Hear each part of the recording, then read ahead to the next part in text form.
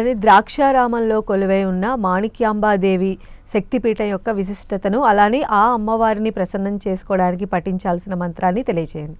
నువ్వు భలే మంచి మంచి ప్రశ్నలు వేస్తున్నావమ్మా. అమ్మవారిని తలుచుకుంటే, తల్లిని తలుచుకుంటే ఎవరికి పులకింత కలగదు. మానసికమైనటువంటి సహజమైనటువంటి అంటే రోమాంచము కలిగేటువంటి ఆనందం కలుగుతుంది. ఎందువల్లంటే ఆ తల్లి యొక్క రక్తమాంసములు అంటే ఆవిడ యొక్క శరీరంలోని సర్వ పదార్థములు ఆవిడ మనకి అందిస్తే ఆ పదార్థములతో ఆ వస్తువులతో దాంతోపాటు అమ్మ అందించిన ప్రేమ 9 మాసాలు ఎంత ప్రేమను చూపిస్తుంది తల్లి. అంత ప్రేమ భౌతికమైనటువంటి పదార్థములు, తల్లి యొక్క అద్భుతమైనటువంటి ప్రేమ అనేటువంటి ఆ మాధుర్యాన్ని మేళవించినటువంటి శరీరము ఇది. ప్రతి మానవుడికి ప్రతి ప్రాణికి పొందినటువంటి శరీరము అమ్మ యొక్క అనుగ్రహంతో అమ్మలోంచే మనం పుట్టాం. అందుకని ఈ శరీరం ఎలాంటిదంటే మాణిక్యము. ఈ మాణిక్యమును అందించినటువంటి తల్లి మాణిక్య స్వరూపుడైనటువంటి అంటే రత్నం, నవరత్నాలు అంటాం, అటువంటి రత్న స్వరూపమైనటువంటి శరీరాన్ని అందించినటువంటి తల్లి కనుక ఆవిడని మాణిక్యాంబ అన్నారు. అంతేకాకుండా ఆవిడ దక్షవాటికే. దక్షవాటికే అంటే ఆ దక్షుడు యొక్క కుమార్తెగా జన్మించింది ఆమె. దక్షుడు తపస్సు చేశాడు. ఈ శక్తిపీఠములు ఉద్భవించటానికి దక్షుడు కారణం. అంటే శివనింద చేశాడు కాబట్టి దక్షుడిని శివుడు శిక్షించాడు. అమ్మవారు అక్కడ ఆత్మహత్య చేసుకున్నది, శరీర త్యాగం చేసుకున్నది. ఇదంతా లీల. ఇదంతా కూడా అవసరమైతే కొంతమంది మంచివాళ్ళు ఉంటారు, తనకు చెడ్డమాట వచ్చినా కూడా పరోపకారం చేస్తూ ఉంటారు. ఇది ఆ మంచివాళ్ళు చేసేటువంటి ప్రపంచానికి పరోపకారం కదా.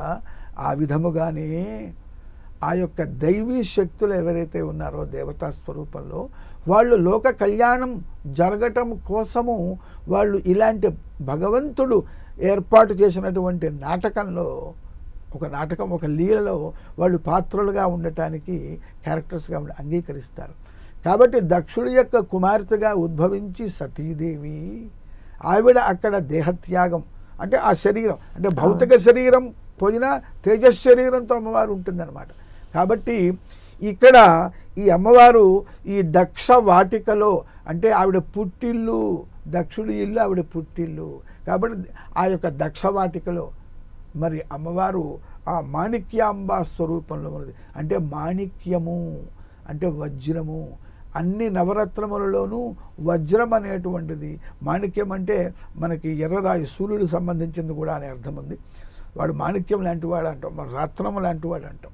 ఆ విధముగా ఆ మాణిక్యము అంటే దైవీ శక్తులలో దేవతలందరిలోకి అతి విశిష్టమైనటువంటిది, అతి సుందరమైనటువంటిది, అత్యంత అనుగ్రహాన్ని కలిగించేటువంటిది.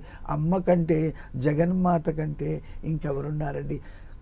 శాంతుడైనటువంటి శాంత స్వభావుడైన శివుడు కొండగచో ఉగ్రస్వరూపుడైనప్పటికీ కూడా ఆయన యొక్క ఉగ్రత్వాన్ని పోగొట్టి మరలా శాంత స్థితిని కలిగించేటువంటిది అమ్మవారు. అందుకనే ఇక్కడ దక్షయజ్ఞములో శివుడు ఉగ్రుడైనప్పటికీ మరలా తపస్సు చేసి ఆయనని వివాహం చేసుకుని సతీదేవి ఆయన్ని మరలా శాంతమూర్తిగా మార్చింది. అందువల్ల ఆవిడ మాణిక్యాంబ అంటే అంతకంటే గొప్ప తల్లి లేదు అనే అర్థంలో మాణిక్యాంబ అన్నారు. ఇంకోటి చూడండి, తపస్సు చేసుకునే శివుణ్ణి మన్మధుడు బాణం వేసి తపోభంగం చేస్తే శివుడు 3వ నేత్రం తెరిచి భస్మం చేస్తే రతీదేవి అమ్మవారిని ప్రార్థన చేస్తే మరలా శంకరుణ్ణి మెప్పించి ఆ మన్మధుడు తిరిగి ఉజ్జీవింపేట చేసింది చూడండి. కాబట్టి అందుకనే ఆవిడికి సర్వలోక జనని అంటాం, సర్వలోక మాత జగన్మాత అంటాం. తప్పు చేసిన వారిని కూడా క్షమించేది ఒక్క తల్లి మాత్రమే. తండ్రి ఒకసారి క్షమిస్తాడు, ఒకసారి శిక్షిస్తాడు, తల్లి ఎప్పుడూ శిక్షించదు. కుపుత్రో జాయేత క్వచిదపి కుమాత నభవతి. అమ్మవారి యొక్క ఆ అద్భుతమైనటువంటి ఆ గొప్పతనం చెప్పుకోవాలంటే ఇలా సాగిపోతూ ఉంటుంది సముద్రంలో తరంగాల్లాగా. తరంగాలు అనంతం. ఆ విధంగా ఈ మాణిక్యాంబ అనేటువంటి ఒక్క మాట అమ్మవారి నామధేయం ఏమిటంటే అమ్మా అందరికంటే గొప్పదానివి, నీకంటే గొప్పవాళ్ళు ఎవరు లేరమ్మా, నీవే నా తల్లివి అని చెప్పి ప్రార్థన చేయమని, ఆ ప్రార్థన చేసిన వాళ్ళని తల్లి కంటే కూడా ఎక్కువగా నేను అనుగ్రహిస్తాను అని చెప్పటానికే దక్ష వాటికలో మాణిక్యాంబ అనే నామధేయాన్ని ధరించి అమ్మవారు అక్కడ అవతరించింది. అమ్మవారిని ఉపాసన చేసే అంటే పెద్ద పెద్ద మంత్రాలు, ఎన్నో మంత్రశాస్త్ర రహస్యములు యోగశాస్త్రంలో ఉన్నవి, అవన్నీ సాధారణమైనటువంటి వాళ్ళు చేయలేరు. కనుక ప్రతి వ్యక్తి కూడా అమ్మవారిని ఉపాసన చేసి పూజించి అమ్మవారి యొక్క అనుగ్రహం పొందటం కోసము ఈ ఉన్న సమయంలోనే ఉన్నంతలోనే అమ్మవారి యొక్క మంత్రములను కూడా మనం నామమంత్రములను స్మరించుకుంటున్నాం. ఈ విధంగా ఓం మాణిక్యాంబాయై నమః, దీనికి ఐం హ్రీం శ్రీ చేరిస్తే ఇంకా విశేషం. అధికస్య అధికం ఫలం, పిండి కొద్దీ రొట్టె, శ్రద్ధావాన్ లభతే జ్ఞానం, యావత్తు శ్రద్ధ తావత్తు ఫలం. ఆ విధంగా మరి అమ్మవారిని మన శ్రద్ధను అనుసరించి ఎక్కువ శ్రద్ధతో యథాశక్తిగా ప్రార్థన చేసి అమ్మవారి యొక్క అనుగ్రహాన్ని కూడా పొందొచ్చు. మరొక మారు ఓం ఐం హ్రీం శ్రీం మాణిక్యాంబికాయై నమః.